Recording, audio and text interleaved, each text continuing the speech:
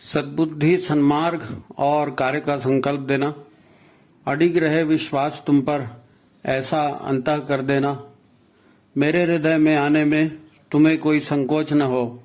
हे गुरुदेव, मुझे नजरों से दूर कभी न होने देना। हे गुरुदेव, मुझे नजरों से दूर कभी न होने देना। नमस्कार, गायत्री चिंतन धारा में फिर एक बार आपका स्वागत है। मित्रों, बेहतर भविष्य के लिए भीतरी संघर्ष पर कैसे विजय प्राप्त करें, है ना? भीतरी संघर्ष पर कैसे विजय, ये बड़ा महत्वपूर्ण विषय है। देखो, मनुष्य तो सब एक जैसे ही दिखते हैं, पर कुछ लोग ज्यादा सफलता पा लेते हैं और कुछ लोग सारी सुविधा होने के बाद भी हर तरफ से अपयश के भागीदार बनते हैं। स्वास्थ्य की हालत, पैसे की हालत, शिक्षण की हालत, इनमें अधिक अंतर नहीं होने के बाद भी मनुष्य की स्थिति में काफी फर्क दिखता है। एक ही गुरु के शिष्यों में भी एक व्यक्ति बड़ी बड़ी जिम्मेदारियां उठाता है, तो उसी गुरु से जुड़ा हुआ दूसरा व्यक्ति केवल भीड़ का एक हिस्सा बना रहता है। यह सब क्यों होता है, इस पर आज हम लोग चर्चा करेंगे।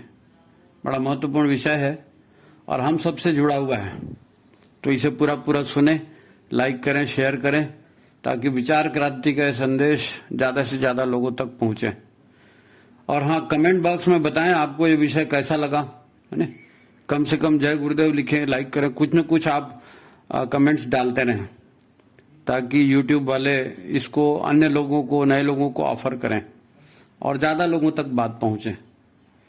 तो इतना आप जरूर करिए, ये निवेदन है। ठीक है, तो आज की बात प्रारंभ करते हैं।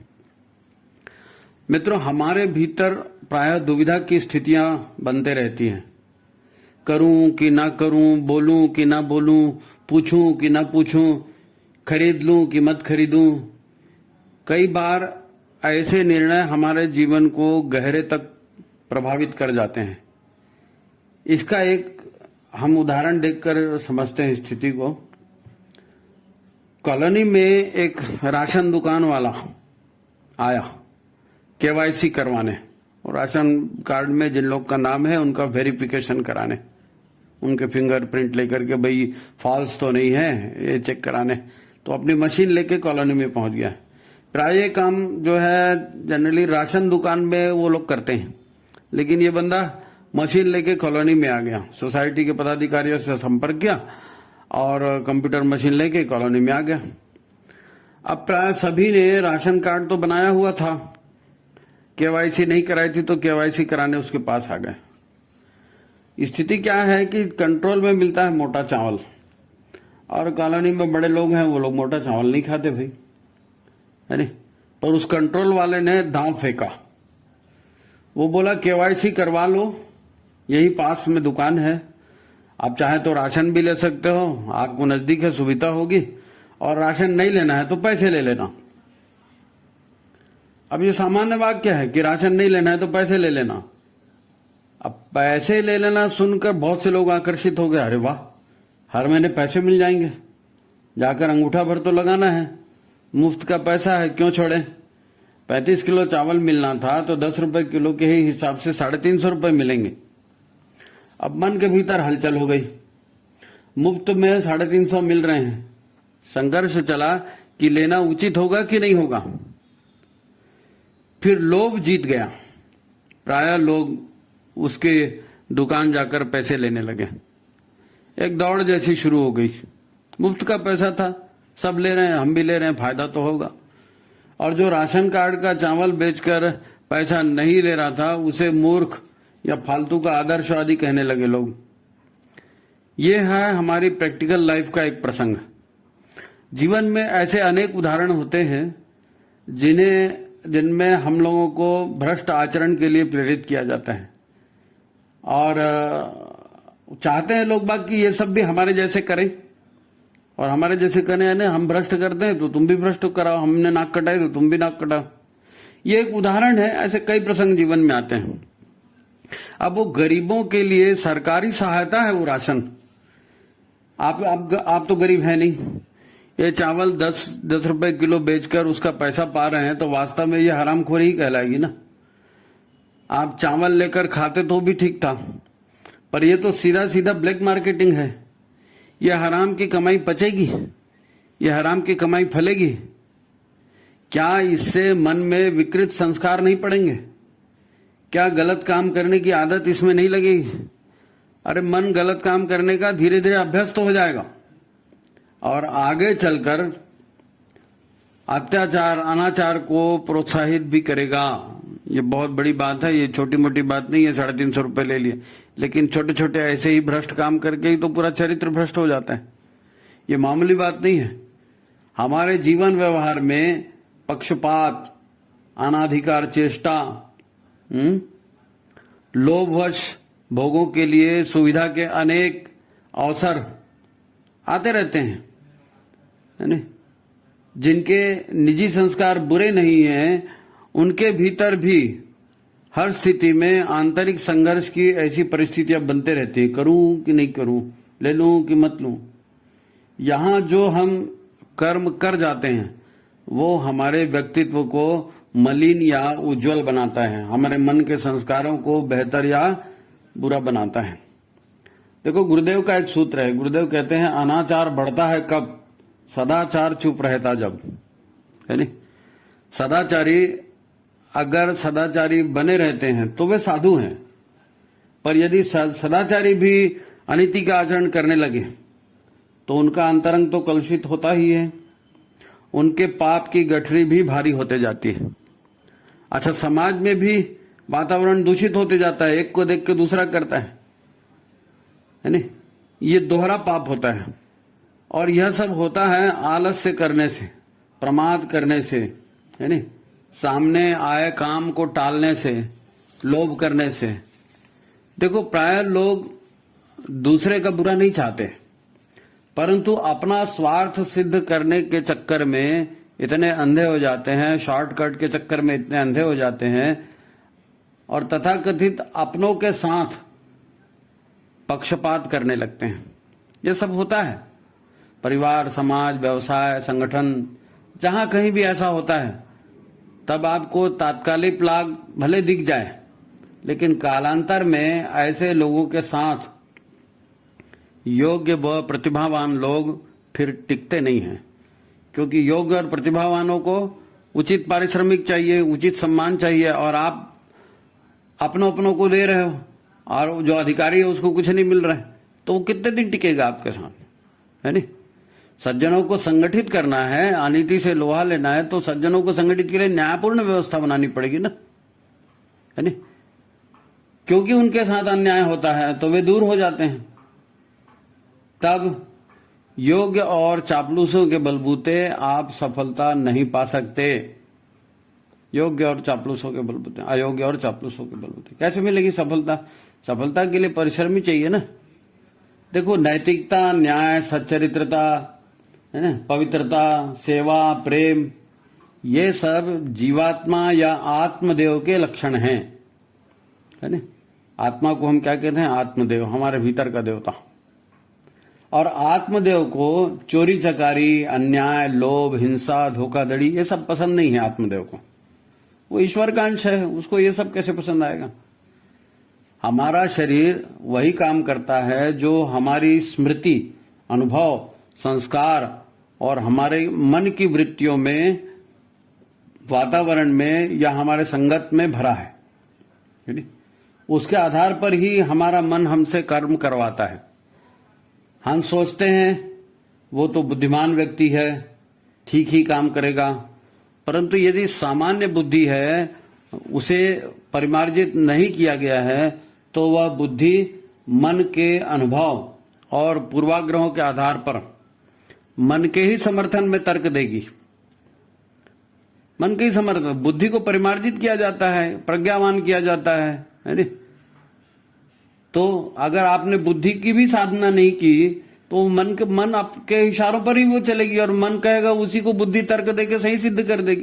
प्राय यही होता है ना, कोई एक आदमी गलत काम कहता है, फिर उसको 1000 तरह के तर्क देके उसको सही सिद्ध करने की कोशिश करता है। ये बुद्धि का काम है, बुद्धि मन के पीछे पीछे चलने लगती।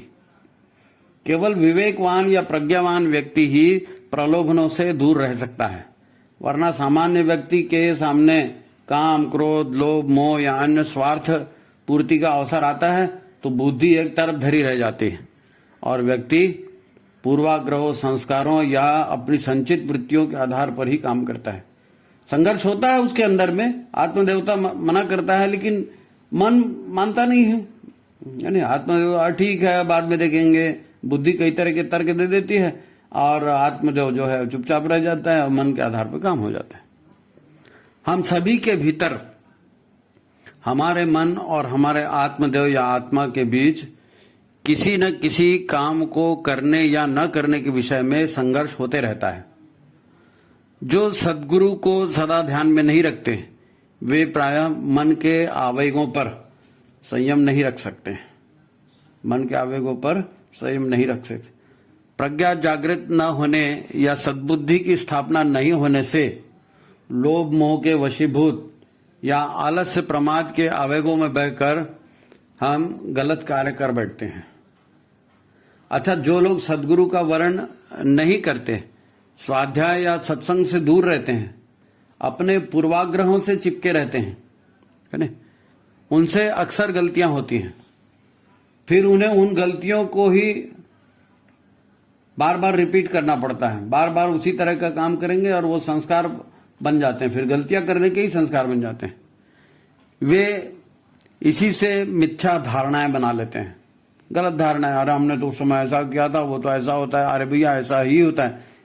तो आपने गलत काम किया, गलत परिणाम निकले, गलत सोच लोगों के बीच में रहा, अब आप गलत को ही सही मानने लगे, धारणा आपकी गलत हो गई। प्रायः कहते हैं कि आपने भी सुना होगा, भाई साहब दुनिया बदल गई है, सब ऐसा नहीं करते, यही आज का सच है, तुम अकेले राजा हरिश्चंद्र बन के दुनिया नहीं बदल सकते। यही तो डायलॉग सुनने मिलता है ना, कि तुम अकेले राजा हरिश्चंद्र बन के दुनिया को बदल नहीं सकते।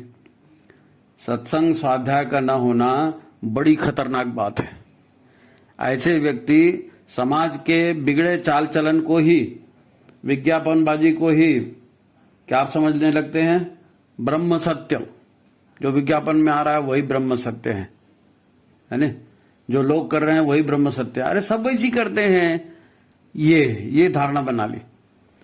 इनके भीतर जब कभी करूं या न करूं का संघर्ष होता है तब ये भेड़ चाल में चलना बेहतर मानते हैं। सामान्य आदमी है, जब सब लोग करते हैं वैसे ही करेगा।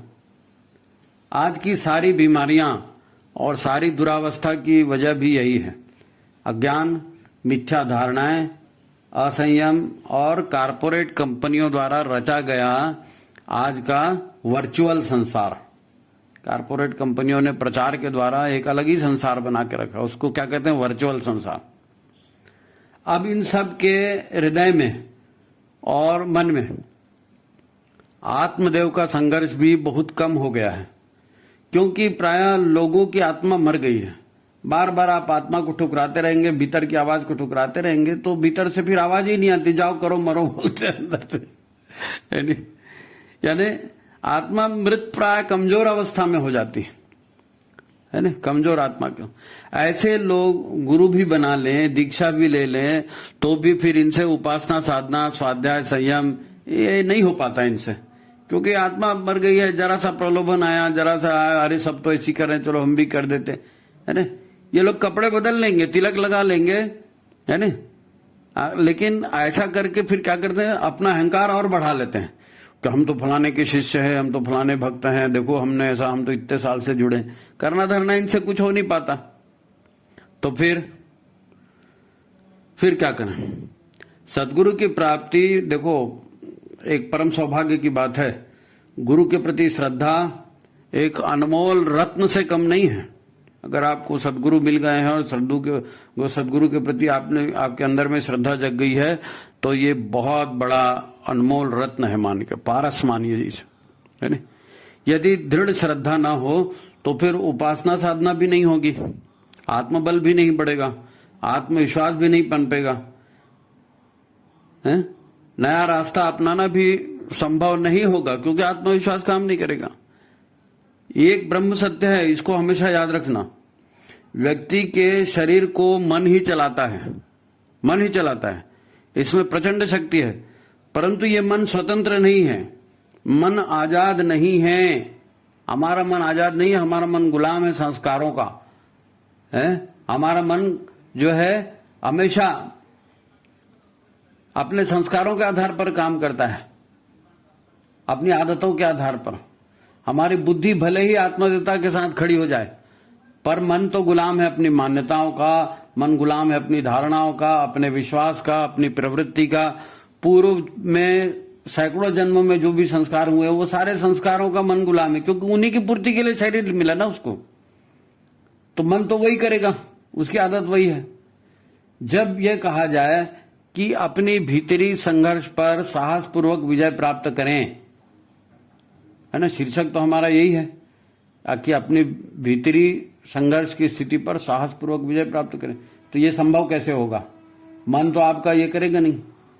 आखिर वो विश्वास और साहस आएगा कहां से, जो भीतर इतनी सारी विपरीतताओं पर आपको विजय दिला सके, आपको सत्य, धर्म, न्याय और अहिंसा के पथ पर चला सके। जाहिर है ये साहस आपके भीतर तो है ही नहीं, है ना। मन के माध्यम से हमारा अहंकार तो हमेशा यही कहता है कि मैं ठीक हूं, मैं सब जानता हूं। सारे लोग इसी में व्यस्त हैं, मैं जानता हूं, वो कुछ नहीं जानता, मैं ठीक हूं, तुमको नहीं मालूम है। हमारी भोग और लोभ की प्रवृत्ति भी कभी न्याय अन्याय का विचार नहीं करती, संघर्षों की परवाह नहीं करती, संबंधों की, समाज में हमारे संबंध उसकी भी परवाह, बस स्वार्थ ही दिखते रहता है ना। अंधा बाटे रेवड़ी अपने अपने को दे, जब देखो तब मैं मेरा, मैं मेरा। हमेशा ईश्वर और गुरु से ज्यादा पैसे पर विश्वास करते हैं, तभी तो हम हराम की कमाई स्वीकार कर लेते हैं। तब भीतरी संघर्ष में आत्मदेवता की विजय कैसे हो सकती है? भीतर में संघर्ष होगा ना, करूं या ना करूं, तो अच्छी बात को करने की प्रेरणा, आत्मदेवता के हिसाब से चलने की प्रेरणा, ये कैसे संभव होगा? मन की भावनाओं या वासनाओं को बलपूर्वक दबाना, ये तो और भी हानिकारक है। तो करें क्या? करें क्या? एक ही उपाय है, हमारे यहां कहा गया है, अज्ञानतिमिरांधस्य ज्ञानांजन शलाकया चक्षुरुन्मीलितम येन तस्मै श्री गुरुवे नमः। अज्ञान के तिमिर में, अज्ञान के अंधकार में प्रकाश की एक ही किरण है, एक ही स्रोत है प्रकाश का, और कहीं से आशा की कोई किरण नहीं जमती। और इस अंधकार में, इस शून्य में कौन आशा की किरण है? सदगुरु। जी हाँ, सदगुरु ही एक तुम ही आधार, सदगुरु वही एक प्रभावी मार्गदर्शक शक्ति है जो हर व्यक्ति का मार्गदर्शन कर सकती है। और बिना ज्ञान के, बिना गुरु के, बिना उस शक्ति के सहायता के कोई कुछ नहीं कर सकता, है नहीं। गुरु गोविंद दो खड़े काके लागो पाए, सुना है ना आपने? बलिहारी गुरु आपनो जिन गोविंद दियो बताया। गुरु ही बताता है सही क्या है, गलत क्या है ना। किसी भी तरह क्यों ना हो, गुरु के चरित्र के संपर्क में आपको आना चाहिए। किसी भी तरह क्यों ना हो, गुरु के चरित्र के संपर्क में आप आए। सदगुरु की उपासना हो सके, उनकी सत्संग में अधिक से अधिक रहा जाए, है नहीं। उनकी उपस्थिति को हमेशा अपने चारों ओर अनुभव किया जाए। हमारे मंत्र भी है ना, अखंड मंडलाकारम व्याप्तम येन चराचरम। अगर आपने गुरु बनाया है, आप देखिए कि गुरु की निगाह सतत आपके ऊपर है, चर अचर सब जगह वो व्याप्त है। जब तक आप ऐसा नहीं सोचेंगे, गुरु के दिए मंत्र का विधि पूर्वक नियमित जाप नहीं करेंगे, गुरु की बताई दिनचर्या पर दृढ़ता पूर्वक नहीं चलेंगे, तो एकदम अपना भीतरी कायाकल्प आप नहीं कर सकते। भीतरी कायाकल्प गुरु के आदर्शों पर चलकर ही हो सकता है। गुरु के आदर्शों पर चलकर ही वो भीतर के कायाकल्प का चमत्कार हो सकता है, आत्मदेवता को बल मिल सकता है। संसार के हजार प्रलोभन भी आपको संकल्प से नहीं डिगा सकेंगे। जब ये निश्चित हो जाएगा कि गुरु के मार्ग पर ही चलना है, तब आंतरिक संघर्ष की स्थिति ही नहीं बनेगी। क्योंकि करूं या नहीं करूं, गुरुदेव ने कहा ऐसा करना है तो करना, बात खत्म हुई ना। आंतरिक संघर्ष बना ही नहीं। जब आपके गुरु के प्रति श्रद्धा हो गई, आपने गुरु बना लिया, गुरु के आधार पर आपने चलना तय कर लिया, आंतरिक संघर्ष तो उसी मुद्दे में खत्म हो गया, है नहीं। तो आंतरिक संघर्ष की स्थिति आपकी खत्म हुई। जैसे जैसे आप गुरु के मार्ग पर चलेंगे, तो आसान नहीं है गुरु के मार्ग पर भी चलना, संकल्प पूर्वक चलना पड़ता है। क्योंकि आपने चलना शुरू किया, मन इसका विरोध करेगा। डायरेक्टली तो नहीं करेगा। मन की वृत्तियां, संस्कार इसी समय आलस्य प्रमाद लेकर आएंगे, अनेक विकल्प प्रस्तुत करेंगे। ऐसा नहीं, ऐसा कर लेते हैं, इसको बाद में कर लेते हैं, इसको ये शॉर्टकट के चक्कर में मन फंसाने की कोशिश करता है, क्योंकि डायरेक्ट ना तो नहीं बोल सकता ना, आत्मदेवता की आवाज थी, तो वो इधर उधर की चालें चल करके आपको फंसाने की कोशिश करेगा मन। यदि आप मन के पक्के हैं, यदि आप संकल्प के पक्के हैं, यदि आत्मबल आपके पास है और आपने गुरु को परमात्मा मान के बिल्कुल करिष्ये वचनम तव, है नहीं, जैसे अर्जुन ने कृष्ण को कहा था कि हे भगवान अब तो मैं वही करूंगा जो आपके वचन है, तो यदि हम भी वही करने लगे जो गुरु के वचन है, ऐसा संकल्प ले सकें, तो फिर जिंदगी में चमत्कारों की झड़ियां लग जाएंगे। गुरु को शरीर मिल गया ना, आपके माध्यम से गुरु सारे काम करवा लेंगे। फिर करिष्ये वचनम तव, आप गुरु के हिसाब से चलिए तो गुरु सारे काम आपसे करवा लेंगे, बड़े बड़े काम जो आप कभी किसी ने सोचे नहीं होगा, आपके हाथों से ऐसी हो जाएंगे चुटकी में। अपने अहंकार की जगह गुरु के आदर्श को आप प्रधान माने, तब बात बनेगी, है नहीं। मैं बड़ा, मेरे विचार बड़े, मेरा अनुभव बड़ा, नहीं, गुरु ने जो कहा वही बड़ा। गुरु का बल तब आपका साधक का आत्मबल बन जाएगा। आप चाहे कितने भी कमजोर क्यों ना हो, लेकिन गुरु का बल आपको मिल जाएगा। एक बार जय गुरुदेव, जैसे हनुमान जी बोलते थे ना, जय श्री राम, वो बड़े से बड़ा काम हो गया। वैसे ही आप गुरुदेव के नाम से और उनका बल लेकर के काम करेंगे, सत्काम करेंगे, लोगों के हित का काम करेंगे, यज्ञ का काम करेंगे, गुरु की मर्जी का काम करेंगे, तो ढेर सारा बल आपको तो वैसे ही मिल जाएगा। ये सब अपन चर्चा क्यों कर रहे हैं, ये चर्चा अपन क्यों कर रहे हैं, है नहीं, कि दुविधा से बाहर आइए। दुविधा से बाहर आने की चर्चा इसलिए कर रहे हैं कि आज हमारे पास समय बहुत कम है। मित्रों, आजकल भविष्य मालिका की बड़ी चर्चा है, जिसमें युग परिवर्तन की समयबद्ध घटनाओं का वर्णन है। ओडिशा के कोई संत थे, 600 वर्ष पूर्व उन्होंने वो सारा लिखा है भविष्य मालिका, और उन्होंने बड़ी उस पर एक अपनी छाप ये छोड़ी है कि भले सूर्य पश्चिम से निकल जाए, लेकिन मैं जो बोल रहा हूं ये भविष्यवाणी कभी असत्य नहीं हो सकती। और लक्षण दिख रहे हैं। भारत का विश्व में जिस प्रकार से सम्मान बढ़ रहा है, भारत की आर्थिक स्थिति, समृद्धि जिस प्रकार से बढ़ रही है, भारत ने कोरोना में जिस तरह से फाइट किया है, और आज दुनिया भर के देश भारत की जो सुन रहे हैं, लक्षण तो दिख रहे हैं। जो भविष्य मालिका में बताया उसके सारे लक्षण दिखने लगे। लेकिन एक महत्वपूर्ण बात यह है कि भविष्य मालिका के अनुसार 2032 तक युग निर्माण का ये पहला चरण पूर्ण हो जाएगा। 2032 तक, ये बड़ा महत्वपूर्ण है। ये पहला चरण क्या है? विनाशाय च दुष्कृताम, दुष्टों के विनाश का क्रम, है नहीं। क्योंकि निर्माण कब होगा? जब पुराना विध्वंस होगा, तब तो नव निर्माण होगा ना। तो पुराना विध्वंस का चरण 2032 तक पूरा होने वाला है। अब आपके मन में यदि बात आती है कि गुरु का काम करना है कि नहीं करना है, ऐसा सोचना है कि नहीं सोचना है, सब लोग ऐसा कर रहे हैं तो मैं भी वैसा करूं, तो सब मर रहे हैं, मर जाओ, फिर मर जाओ, कोई बात नहीं, है नहीं। देखो, ग्लोबल वार्मिंग से समुद्र का जल स्तर बढ़ना, है ना, प्राकृतिक प्रकोप यानी बाढ़, सूखा, जंगलों की आग, और भोगों से शरीर का जर्जर हो जाना, वायरस के प्रकोप, बेरोजगारी, भूख, और फिर सांप्रदायिक उन्माद, अरे बाप रे, कारपोरेट षड्यंत्र, कारपोरेट कंपनियों के बड़े बड़े षड्यंत्र, इन सब की विलास लीला मानवता को खाने वाली है। क्योंकि अपने ऊपर कोई कंट्रोल नहीं है। लोग वर्चुअल लाइफ में जी रहे हैं, सपनों में जी रहे हैं, हकीकत से उनका कोई लेना देना नहीं। तो ईद नाश होगा। जो सन्मार्ग पर नहीं चलेगा उसका परित्राणाय साधुना विनाशाय च दुष्कृताम, तो जो दुष्कृत होगा उसका तो विनाश हो गई ना। शरीर की रोग प्रतिरोधात्मक क्षमता खत्म हो जाएगी, पैसे खत्म हो जाएंगे, संबंधी नहीं रहेंगे, आपके ऊपर कोई विश्वास नहीं करेगा, ये नहीं, ये सारी बातें होंगी, ये सारी बातें होंगी। जीवन का विनाश इसी से होने वाला है, दुष्कृत्य से। तब फिर विनाश की लीला मानवता को खा जाने वाली है। तो दूसरी ओर योग आपको बचाएगा, आयुर्वेद आपको बचाएगा, यज्ञ आपको बचाएगा, सुसंतति निर्माण, है ना, वो आपको बचाएगा, संस्कारों की परंपरा की स्थापना ये आपको बचाएगी। और इनसे, इन सभी कार्यक्रमों से मनुष्य का एक नया ही रूप सामने में आएगा, बदला हुआ रूप। मनुष्य समुदाय भी बदला हुआ समुदाय उभरता हुआ दिखेगा। और ये तुम्हारे हमारे करने की योजना नहीं है, ये तो हिमालयन ऋषियों के कार्यक्रम हैं। सप्त चिरंजीवी है, सप्त चिरंजीवियों के, सप्त ऋषियों के कार्यक्रम है। भगवान महादेव की कृपा से मानवता और देवी संस्कृति की बीज रक्षा होने वाली है और दुष्टों का नाश होने वाला है, ये दिख रहा है। अब उसकी तारीख भी आ गई 2032, है नहीं?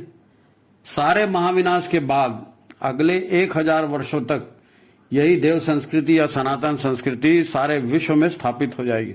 पूरे विश्व का नक्शा बदलने वाला है। प्रश्न यह है कि समय कम है और हम क्या कर रहे हैं? समय कम है और हम क्या कर रहे हैं और हमारा क्या होने वाला है? संपत्तियां इकट्ठा करें कि चरित्र इकट्ठा करें, शरीर को ठीक बनाएं कि भोगों में व्यस्त कर दें, हम क्या करें? क्योंकि हमको दुनिया कहां जाती है उससे कोई लेना देना है, हमारा भविष्य क्या होने वाला है।